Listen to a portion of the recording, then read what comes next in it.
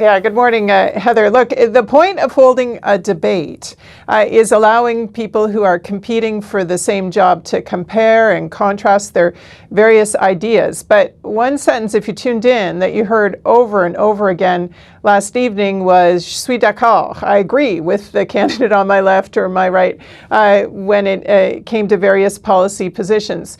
If the point of this evening, though, was to set up a very united front against Donald Trump's threats, for example, as we saw in the first round when they were talking about Canada and U.S. relations, or to want to appear kind of united against the perceived cuts that are coming under Pierre Poilievre, for example, in the later rounds when they were talking about economic policy and climate action.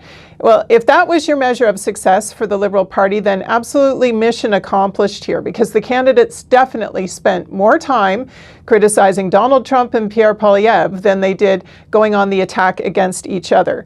I'm going to play you some tape here. This is from the final section, the climate action section of the debate.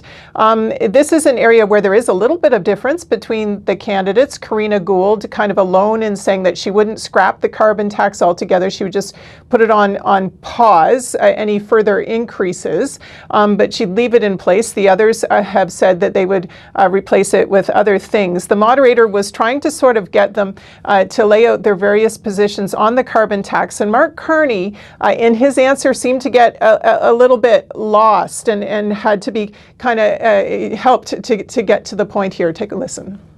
It's an economic imperative to reduce greenhouse gases so that we can have clean manufacturing, so that we can have clean infrastructure, so that we can have good jobs and export abroad as well. And we have to have a better trade relationship with the EU. It got clipped a bit there, but Chrystia Freeland jumped in and said, well, about the carbon tax, Mark, you're actually going to cut that, right? And he confirmed yes.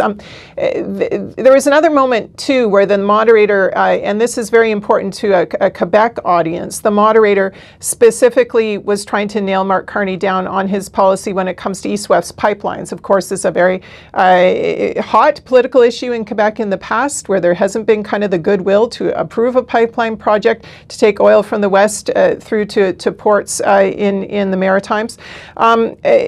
Here, Mark Carney specifically didn't repeat sort of what he had been said previously about sort of potentially using emergency powers to get a pipeline like that built.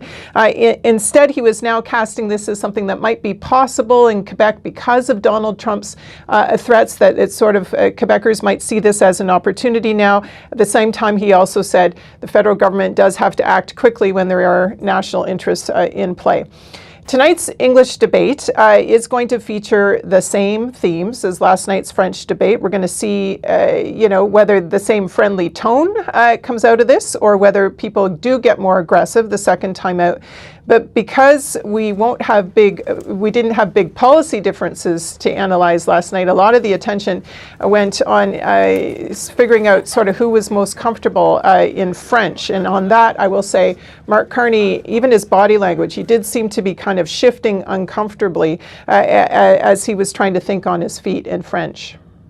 Let's further to that point, Janice. You mentioned that Chrystia Freeland had jumped in on one of the things that he said in terms of the carbon tax. There was another moment where she did the same thing on really a key point of meaning that was lost in translation to a certain degree. Tell us about that.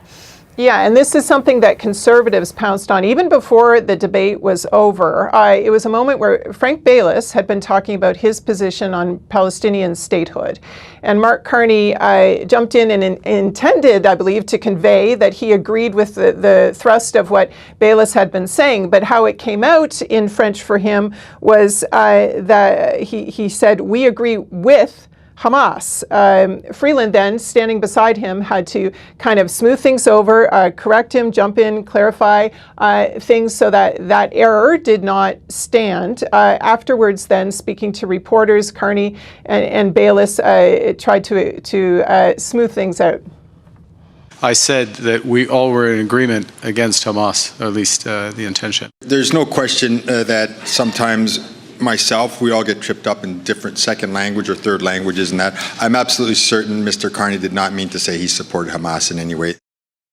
Of course, Bayless, Montrealers, somewhat sympathetic, people doing their best to communicate in French. It must be said, Bayless probably the most comfortable on the stage of the four of them. There was another moment, too, where Carney was trying to explain what he felt should never be on the table in negotiations with the U.S., and he was trying to say supply management and appeared to kind of struggle to remember how to say that in French. Again, Chrystia Freeland right beside him kind of jumped in to sort of emphasize, she sort of saying, you know, as it came to him, gestion d'offre, you know, to know how to say that in Quebec, where this is such an important issue, absolutely critical for anyone who is going to be leading the party going forward and dealing with that audience. But to see on a number of occasions, really, Chrystia Freeland sort of intervening, helping him out to get the message across, that is behavior of a loyal lieutenant for sure.